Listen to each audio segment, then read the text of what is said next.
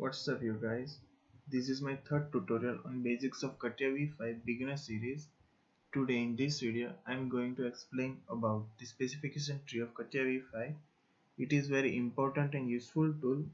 Specification tree is connected to a workbench, so whatever you do in your workbench it will be shown in a specification tree. There's a lot to share about the specification tree. So without any delay, let's start this video.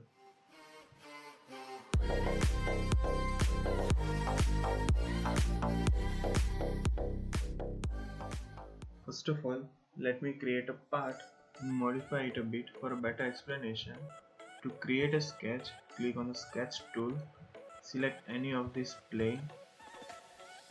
Now click on rectangle tool, make a rectangle, click on exit button. After that, to extrude this created sketch, click on a pet tool. Now this will show you the pet definition dialog box, click OK. Now I'm going to modify this created part for a detailed explanation of the specification tree for my later part of the video. To modify this part, first of all click on chamfer tool, select any of this edge, click OK. Then click on hole tool, select this surface, click OK. Lastly, click on this fillet tool, select this edge, click on OK. Right now I am doing it roughly for the explanation of specification tree, but I will explain you all these tools in detail in my later videos. You can scroll your specification tree up or down by rotating the middle button of the mouse. To drag a specification tree, click on this white line and drag it around the workbench area.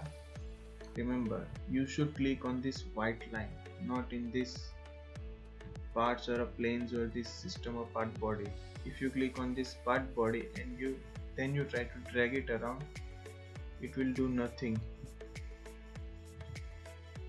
After that, if you want to zoom in or out a specification tree, first of all press the Ctrl key, then scroll your middle mouse button.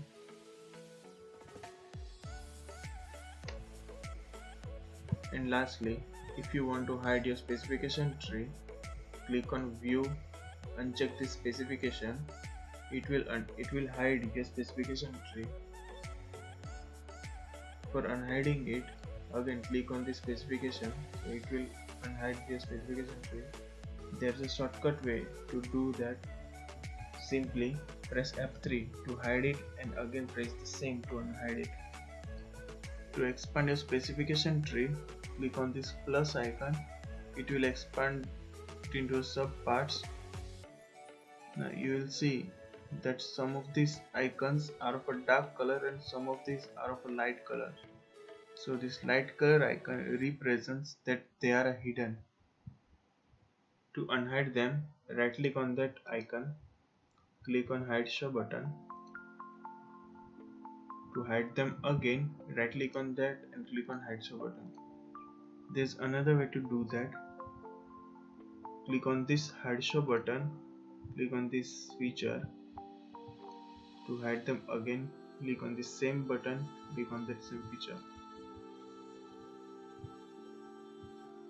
There's another tool which will show you all your hidden features in a one space. Here, this icon swap visible space. If you click on that, it will show you all your hidden items in single space. Sometimes what happens while expanding or collapsing your specification tree, you accidentally click on this white line instead of this plus or minus symbol. So by clicking on that white line, it will add a dark blue color to a part and will make it inactive. So while your part is inactive, you can add some features like a chamfer, fillet or hole, but you can't add a new sketch to this workbench. For example, if I'm trying to add a new sketch, I'm not able to create a new sketch in this workbench.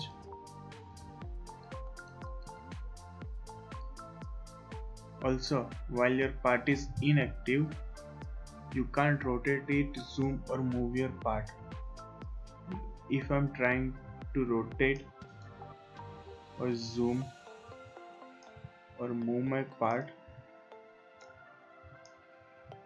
you will see that everything which I trying to do in this workbench, it is happening to the specification tree. To solve this problem, simply again click on this white line, or you can solve this problem by simply click on this inbuilt axis system provided by the CATIA V5.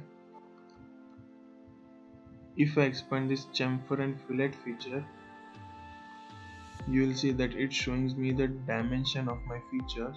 By default in CATIA, this option is disabled. To enable it, click on Tool Options, then click on Parameters and Measure, then click on this Knowledge tab. By default in CATIA, these three options with value formula and surrounded by the symbol, these options are disabled in CATIA. Now you can see that my dimensions are gone. I'm not able to see them in my specification tree.